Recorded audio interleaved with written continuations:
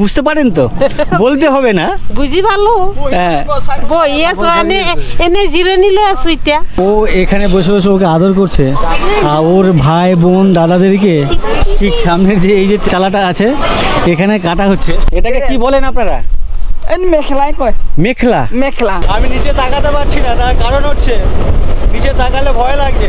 এখন তো বাধা দিতে পারবো না, বাধা দিতে গেলে আমাকে মেরে বার করে দেবে। এই উপরে যে গামছা, গামছা ইয়া, এইটাকে দিতে হয়? এই তো বেড়ে গেছে ইয়া। না না, বলছি মেখলা পরলে এই গামছাও কি লাগাতে হয়? লাগাতে। রেডি তো সবাই? ওয়েলকাম টু মা কামাখ্যা দেবালয়া। মন্দির গেট থেকে এই ধরনের গাড়িগুলি ওপরে যায়। প্রচণ্ড গরম লাগছিল, বৃষ্টি হওয়াতে একটু স্বস্তি মিলছে। যারা এদেরকে পুজো দিতে নিয়ে এসেছিলেন তারা অনেক মায়াবী বা মানবিক মানুষজন। কলকাতা পেয়েছা? হ্যাঁ, এইবিলাক কি ছাগল চাইছো আর কি কি পিন্ধিছা কাপোৰ, এইবিলাক খুদিবলৈ দিছে কলকাতা পৰা।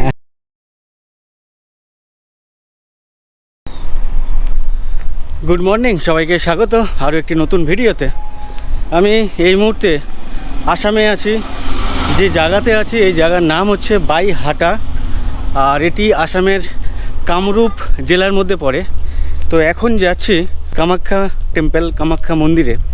তো এখান থেকে ট্রেন ধরবো, সামনে স্টেশন আছে। তো এই স্টেশনে থেকে ট্রেন ধরে যাব কামাখ্যা স্টেশন।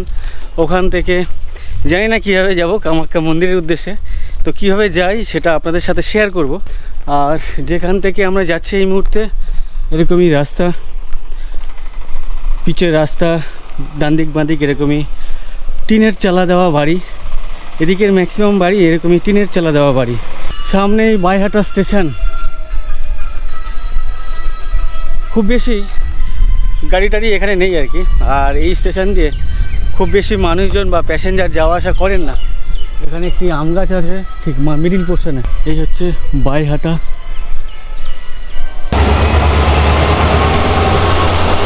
আমরা এখন বাইহাটা স্টেশনে ওয়েট করছি আমাদের ট্রেনের জন্য। আমাদের ট্রেনের টাইম ছিল 9:40, বাট এখন 9:44 হয়ে গেছে। এখনও পর্যন্ত আমাদের ট্রেন আমাদের স্টেশনে আসেনি। দেখি কটায় আসে। সামনে অন্য একটি ট্রেন বেরিয়ে যাচ্ছে। আমাদের ট্রেন প্ল্যাটফর্মে ঢুকে গেল, স্টেশনে ঢুকে গেল। আমাদের ট্রেন বাইহাটা স্টেশন থেকে ছেড়ে দিল। আর আজকে আমরা যাচ্ছি চারজনে মিলে, যারা এই আসামের উদ্দেশ্যে এসেছিলাম। আমি যাচ্ছি, আমার সাথে আশি যাচ্ছে, তার সাথে সাথে নেহা যাচ্ছে, আর ওদিকে যাচ্ছে তনুশ্রী। পাক। আর এর ঠোঁটে দেখো কি করেছে, কে পরে দিয়েছে লিপস্টিক? মিমি হেভি লাগতেছে। তো যাও, এখন মজা হবে তো। কোথায় যাচ্ছিস? কামাখ্যা। কামাখ্যা।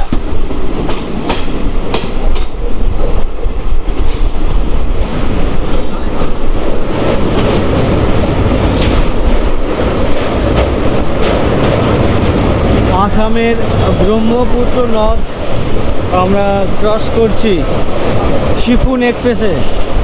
নিচে নদীতে ছোট ছোট নৌকোতে জেলেরা মাছ ধরছে দেখতে পাচ্ছি। আর আমাদের সাথে সাথে প্যারালালি ওপারে একটি ব্রিজ, যেখানে গাড়ি চলছে। বাসের লাইন, পুরো গাড়ির লাইন আর কি।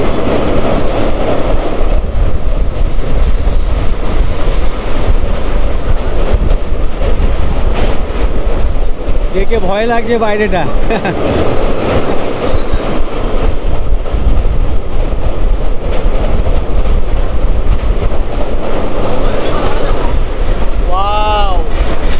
অসাধারণ লাগছে। আমি নিচে তাকাতে পারছি না, তার কারণ হচ্ছে নিচে তাকালে ভয় লাগছে। তারপরে সাহস করে একটু ক্যামেরাটা বাইর করলাম আপনাদেরকে দেখাবো বলে। আর এই ব্রহ্মপুত্র নদের উপরে আমরা যে যাচ্ছি, এই জার্নিটা কিন্তু অসাধারণ।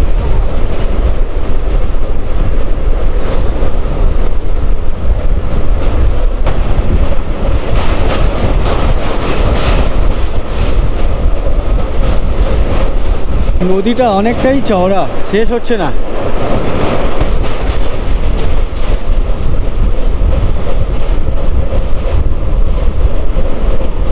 উল্টো দিকে রেল লাইন এক্সটেন্ডের কাজ চলছে, প্রচুর খাটনিকর কাজ। এই সমস্ত কাজ, এই কড়া পাকের রোদ, পুরো সারা গা হাত পা জ্বলছে আর কি, সারা শরীর জ্বলছে। তার মধ্যে এত ভারী কাজ, বেশ খাটনিকর।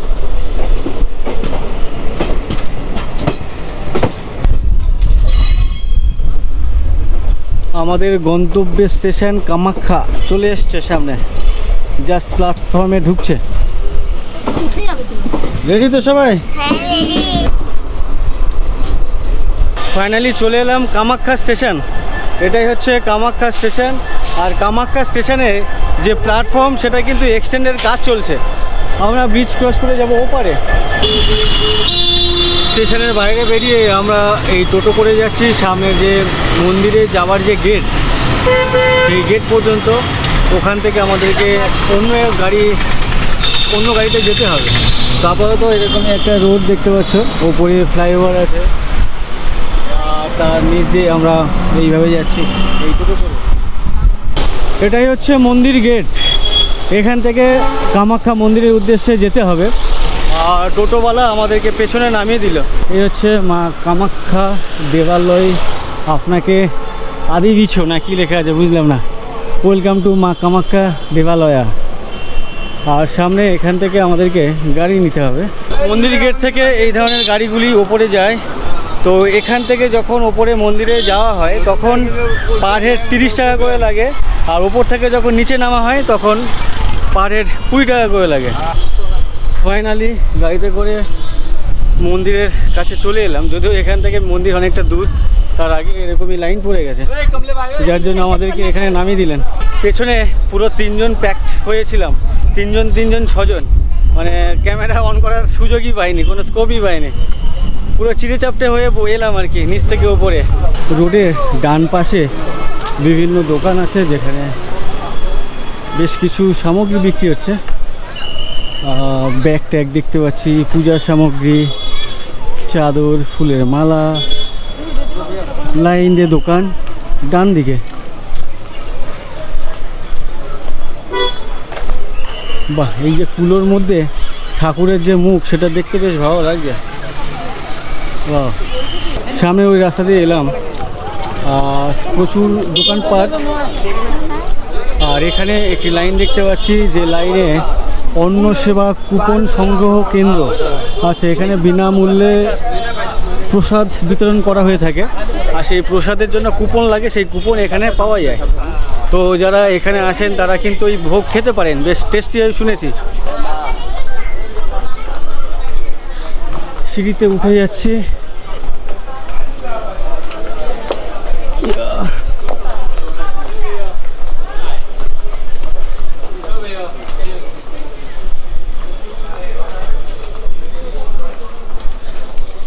ডান দিকে লাইন দিয়ে ফুলের মালা, লেবু ঝুলছে, ফুল ঝুলছে। বাহ, দেখতে বেশ ভালো লাগছে।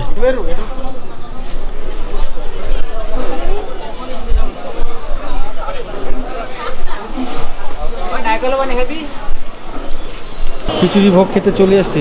প্লেটে বেশ খিচুড়ি আছে, তরকারি আছে, পায়েস আছে, সুজি আছে, টেস্টি আছে।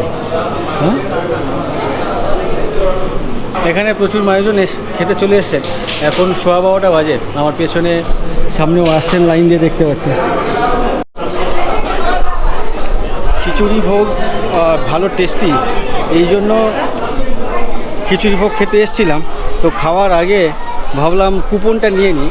তো সেই কুপন নিতে গিয়ে আমাদেরকে ভেতরে ঢুকিয়ে দিল, ওখানে খাইয়ে দিল। আমরা এখনও মন্দির দর্শন করতে পারলাম না। দুঃখ হচ্ছে। হ্যাঁ, খুব দুঃখ হচ্ছে, পূজা না দিয়ে খেয়ে নিলাম। আমি তো জানতাম না এরকম সিস্টেম আছে। অ্যাকচুয়ালি আমরা কুপনটা নিয়ে মন্দির দর্শন করব, ঠাকুর দর্শন করব, এইসবই করার প্ল্যান ছিল। তো তারপরে এসে খাওয়া দাওয়ার প্ল্যান ছিল। তো আমরা এমনটা জানতাম না যে কুপনের লাইনে গিয়ে কুপন হাতে ধরিয়ে দিয়ে তারপরে গিয়ে বসে খাইয়ে দিল আর কি। তো যাও, খেতে নিলাম, কি করব। ভোগ খাওয়া হয়ে গেছে, এখন মন্দিরে প্রবেশ করছি। এটাই হচ্ছে প্রবেশদ্বার, মেন গেট, ঠিক এমনই।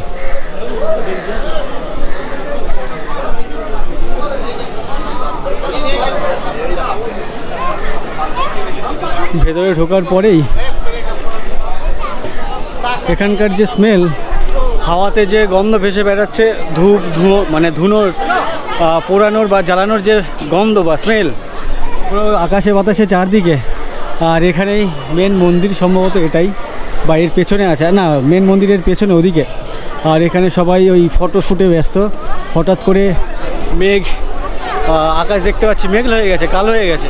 আর এখানে এই ধরনের খাসি বা ছাগল আর কি, বেশ বড় বড় সাইজের ছাগল ঘুরে বেড়াচ্ছে এখানে চারপাশে প্রচুর পরিমাণে। এই যে এদিকে এখানে যে সমস্ত ছাগল ঘুরে বেড়াচ্ছে, এই সমস্ত ছাগল মায়ের উদ্দেশ্যে বলির জন্য আর কি নিয়ে আসেন। বাট এখানে কিন্তু ওইভাবে বলি দেওয়া হয় না, জাস্ট ওই ঠাকুরের উদ্দেশ্যে দিয়ে এখানে ছেড়ে দেওয়া হয়। এটাই হচ্ছে এখানকার পরিস্থিতি যা দেখতে পাচ্ছি। এখানে দেখতে পাচ্ছি বিভিন্ন মূর্তি খোদাই করা আছে, বিভিন্ন মূর্তি খোদাই, ছোট ওদিকে বড় বড় মূর্তি, এখানে ছোট ছোট মূর্তি দেখতে পাচ্ছি।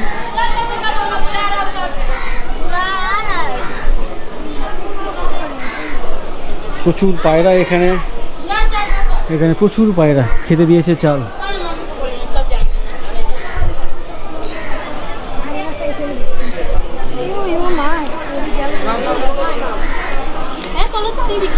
বাবা, মেঝে এতটা গরম হয়ে আছে, পা দেওয়া যাচ্ছে না, জ্বলে যাচ্ছে।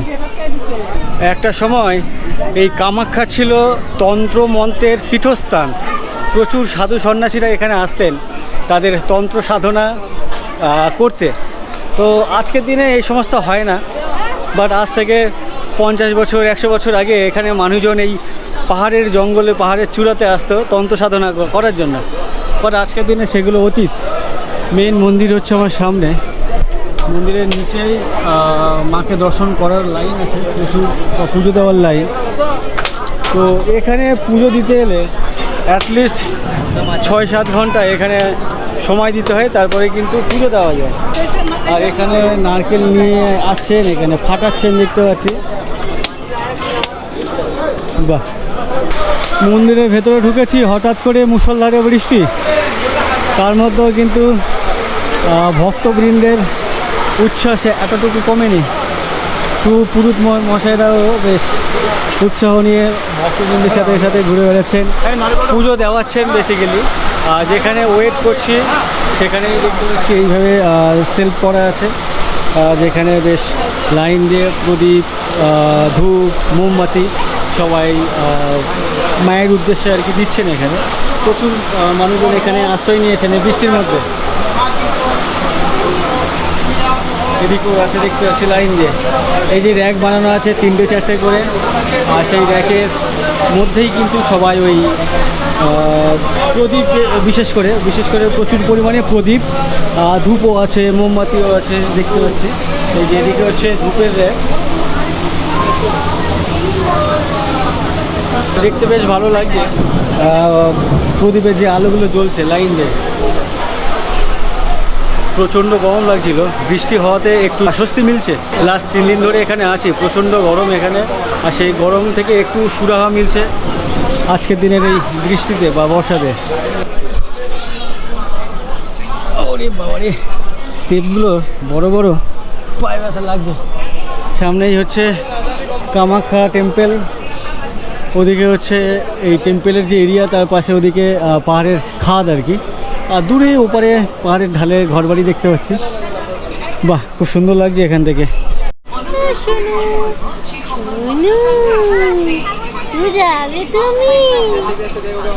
ও এখানে বসে বসে ওকে আদর করছে, আর ওর ভাই বোন দাদাদেরকে ঠিক সামনের যে এই যে চালাটা আছে এখানে কাটা হচ্ছে। তো আমি শুরুতে বলছিলাম যে এখানে এই সমস্ত ছাগলগুলো ছাড়া আছে, আমার ও যেমন আছে, আমার সামনে এদিকেও প্রচুর আছে, টোটাল মন্দির চত্বরে এরকম ছাড়া আছে প্রচুর ছাগল। তো এদেরকে পুজো দেওয়ার জন্য এই মন্দিরে নিয়ে আসা হয়েছিল, আনার পরে ওই বলি দেওয়ার জন্য। বাট যারা এদেরকে পুজো দিতে নিয়ে এসেছিলেন তারা অনেক মায়াবী বা মানবিক মানুষজন, তাই তাদের জন্য এ কাটা পড়েনি। বাট এখানে বসে বসে সামনে হঠাৎ করে চোখ পড়লো, আমাকে ওই তনুশ্রী দেখালো যে দেখো দেখো সামনে কাটছে। তো সেটা দেখাতে পারলাম না, কেন কি ওই ভিডিও ইউটিউব অ্যালাউ করে না, যার জন্য দেখাতে পারছি না। তো সামনে 4-5টা দেখলাম এই দূর থেকে দেখে বসে বসে। বাট এরা সৌভাগ্যবান বা সৌভাগ্যবতী, জানি না ছেলে না মেয়ে, ছেলে না, তো এই হচ্ছে সৌভাগ্যবান যে এরা কাটা পড়েনি। বাট এর ভাই বোন দাদা কাকা মা মাসি পিসি যারা কিন্তু ওখানে কাটা পড়ছে মানে অনবরত, তাই না? কেমন লাগছে দেখে? খারাপ লাগছে খারাপ লাগছে? এই কেমন লাগছে নেহা? একদম, ও আমার ভাইয়ের মতো। না না, ওদিকে যে কাটছে, না ওগুলো আমার কষ্ট লাগছে। এখন তো বাধা দিতে পারবো না, বাধা দিতে গেলে আমাকে মেরে বার করে দেবে মন্দির থেকে, এই জন্য বাধা আমি দিতে পারবো না। কিন্তু মানে অবলা জীবদের কাটা আমি একদমই পছন্দ করি না, আমার একদমই পছন্দ না। ওদের আমি প্রাণ দিয়ে ভালোবাসি, এছাড়া আর কিছু না। যাই হোক, এগুলো আস্তে আস্তে আগের থেকে অনেক বন্ধ হয়েছে বা অনেক কমে গেছে। আগামী দিনেও এই ধরনের কাজকর্ম থেকে মানুষজন বিরত থাকবেন বলে আমি আশা করি।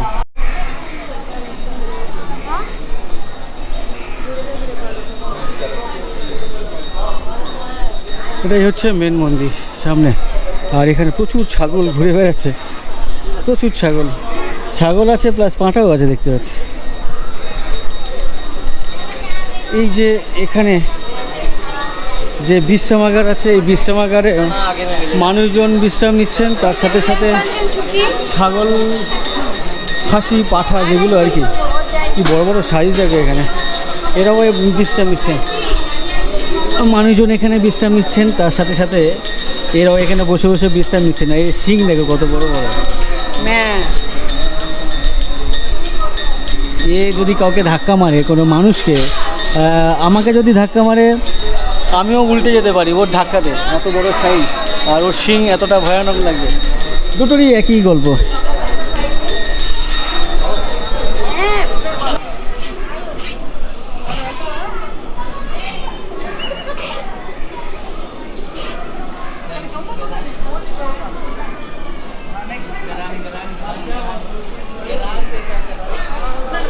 সামনের সবাই দেখছি লাল শাড়ি পরে আছে, কেন কি জানি। ওরা সবাই এক জায়গা থেকে এসছে, একটা গ্রুপ বা একটা ফ্যামিলি, যার জন্য সবার ড্রেস সেম। তো এখান থেকে বেরিয়ে যাচ্ছি, ঘোরাঘুরি করলাম।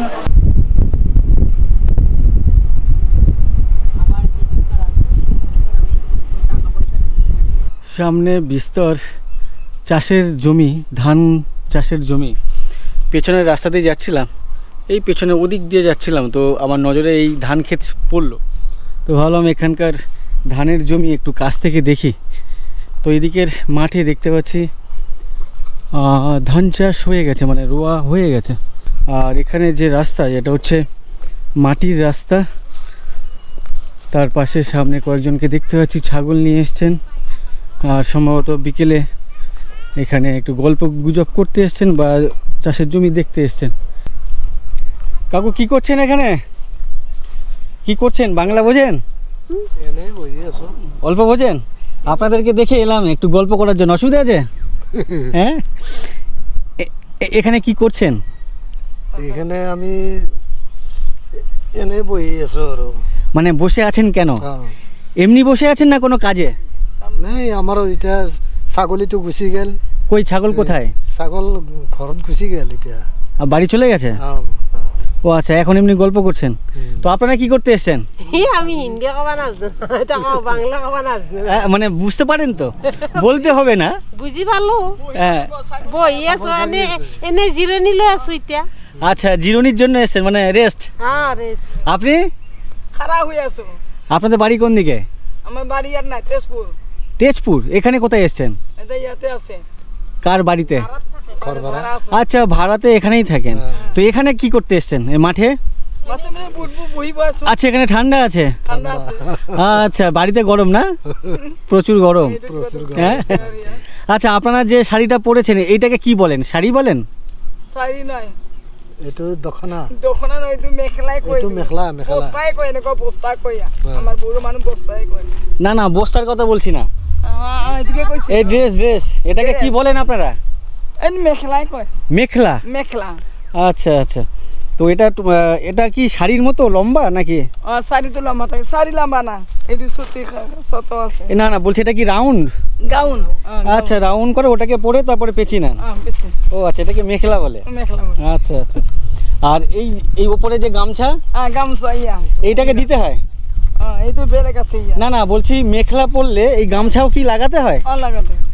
ও আচ্ছা আচ্ছা, বুঝতে পেরেছি। এইবিলাক ক'ৰ পৰা আহিছ আপুনি? আমার বাড়ি কলকাতায়। কলকাতা? হ্যাঁ। এইটা এইবিলাক এই আপনাদের আসামে ঘুরতে এসছি। এইবিলাক কথা আৰু সুধিবলৈ দিছে আপোনাক। বুঝলাম না। নহয় নহয়, এইটো যে কি কলকাতাৰ পৰা আহিছা? হ্যাঁ। এইবিলাক কি ছাগল চাইছ আৰু কি কি পিন্ধিছা কাপোৰ এইবিলাক সুধিবলৈ দিছে কলকাতাৰ পৰা। কি পইচা দে কলকাতাৰ পৰা? পয়সা না, আমি ঘুরতে এসছি এখানে। ঘৰটো মানে কিবা এই যে কোম্পানিৰ পৰা পইচা আহে যে। তো এখানে আপনারা কি করেন, কি চাষ করেন, কি খান, কেমন ভাবে থাকেন, এই সবই আর কি। কি এইবিলাক পইচা দিব বোলে ক'ৰবাত থাকা কোম্পানি? হ্যাঁ। কোম্পানিৰ পৰা আমাকো দিব? আপনাকে দিবে না, আমাকে। আপনার ঘরে দিব, আমাকে কিয় দিব? এইটো ভিডিও কিয় উঠাই আছো? এই যে আমি ঘুরে বেড়াচ্ছি, খরচা অনেক টাকা খরচা করতে হচ্ছে না? না উঠাই আছে হ্যাঁ উঠছে তো। এই কি কথা বলছি কি কি? তো আপনার কটা ছাগল কাকু? আমার হ্যাঁ। আমার 5-6টা আছে। সে বাড়িতে নিয়ে চলে গেছেন? বাড়িতে চলে গেছে। ও আচ্ছা আচ্ছা। সকালে কটায় আনেন? সকালে 8টা পরে। 8টা। এইখানকার মানুষের হ্যাঁ। ম্যাক্সিমাম মানুষের পেশা কি, কিভাবে ইনকাম করে তারা? কাজকর্ম করে কি? কাজকর্ম তো খেতি বগেরা নকরি আছে। নকরি জাদা হ্যাঁ নকরি আর খেতি কম। খেতিও করে। আর যে নকরি করে সেও কি খেতি করে? আর কোম্পানি সব কোম্পানিতে কাম করে। আচ্ছা, এখানে অনেক কারখানা আছে। অনেক কারখানা আছে এখানে। তো সেখানে সবাই চাকরি করে? হ্যাঁ। আচ্ছা, আপনার বাড়িতে কেউ আছে যে যারা চাকরি করে? আমার বাড়ি তো আমি নিজে করি গভর্নমেন্ট চাকরি। আচ্ছা, আপনি গভর্নমেন্ট সার্ভিস কোন মানে কিসে আছেন? আমার জলাঞ্চল। ওখানে কি হয়? সুইচ গেটের কাম। আচ্ছা, সুইচ গেটের কাম। আচ্ছা আচ্ছা। সেটা কি আশেপাশে না অনেক দূরে? দূরে, বহুত দূরে আছে। ও আচ্ছা আচ্ছা। তো মানে রেগুলার যান আবার আসেন? হ্যাঁ রেগুলার যাই। ও আচ্ছা আচ্ছা। আচ্ছা, অনেক ধন্যবাদ আপনার কাছে। এই জায়গাটা বেশ ঠান্ডা আছে, হ্যাঁ, ওদিকে অনেক গরম, ওদিক দিয়ে হেঁটে যাচ্ছিলাম। আচ্ছা ঠিক আছে, ধন্যবাদ। ধন্যবাদ। হ্যাঁ। এই ধান উঠে যাওয়ার পরে এখানে আবার কি চাষ হবে? একটু সরষে করে। সর্ষে? সব পুরো ক্ষেত জুড়ে নাকি আলাদা আলাদা সবজি? আধা করে। সবজি হয় না ধরুন অন্যান্য যে সবজি? সবজি তো উপরে লাগাতে হয়। আচ্ছা, উঁচু জমিতে? হ্যাঁ উঁচু জমি। এখানে যে সবজি মাঠে বাজারে বিক্রি হয় সেই সবজিগুলো আসে কোথা থেকে ম্যাক্সিমাম? খারুপেটিয়া। সেটা এখান থেকে কত দূর? 30 কিলোমিটার হবে। 30? এত দূরে? আশেপাশে তেমন সবজি হয় না? আশেপাশে ইতনা নাই, হয় না। আচ্ছা আচ্ছা। যেহেতু এখানে অল্প জমি, ম্যাক্সিমাম কলকারখানা হয়ে গেছে। আচ্ছা, বুঝতে পেরেছি। আচ্ছা, ধন্যবাদ কাকু, ভালো লাগলো। যাই হোক, এখানকার যে চাষের জমি সেগুলো খুব একটা বেশি নেই, অল্প বিস্তর চাষের জমি। আর সামনে হচ্ছে হাইওয়ে, ওই যে দূরে গাড়ি যাচ্ছে, হাইওয়ের ওপারে হচ্ছে পুরো বিস্তর জায়গা জুড়ে, মানে পুরোটা আর কি দেখা যায় প্রচুর কলকারখানা আছে এখানে। আর এখানকার ম্যাক্সিমাম মানুষজন ওই কলকারখানাতে চাকরি করেন। তাছাড়াও বাইরের অন্যান্য স্টেট থেকে বা রাজ্য থেকে প্রচুর লোকজন এখানে আসেন চাকরি করার জন্য, প্রচুর। যাই হোক, এই হচ্ছে এক টুকরো গ্রামের দৃশ্য।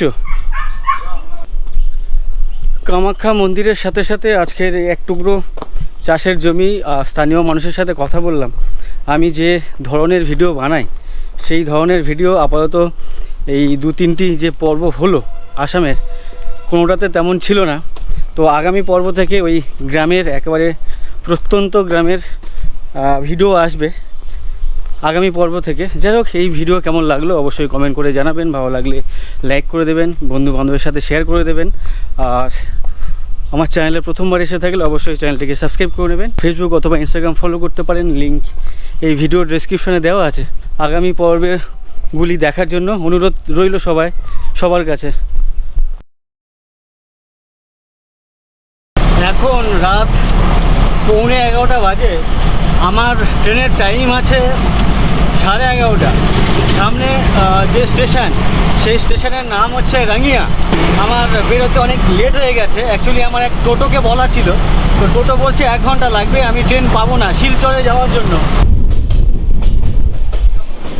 বেশ আঁকাবাঁকা রেল পথ ধরে আমাদের ট্রেন খুব জোরে দৌড়চ্ছে না, খুবই ধীমি গতিতে দৌড়াচ্ছে। সামনে যে রেল লাইন, আমরা ওদিক দিয়ে এলাম, এসে ঘুরে ঘুরে পাহাড়টাকে ঘুরে এলাম। ওয়াও! তো এটা বেশ মজাদার জার্নি হচ্ছে, কিন্তু বেশ ভালো লাগছে। তোমাদের বাড়ি কোথায়? বাড়ি এখানেই। আমাদের এই ট্রেনে দুখানা ইঞ্জিন, সামনের ইঞ্জিন হচ্ছে টানছে আর পেছনের ইঞ্জিন ঠেলছে, এটা আমার জানা ছিল না, তাই কি? হ্যাঁ ওইটাই।